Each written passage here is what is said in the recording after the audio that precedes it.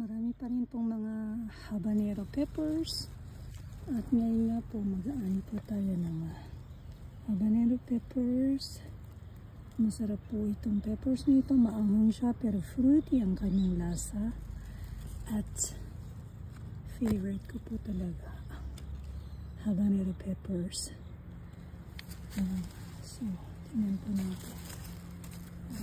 Mag-aani po tayo ng ating habanero peppers. At yan po. Napaka-ganda po ng ating habanero peppers. Orange po siya. Yan po.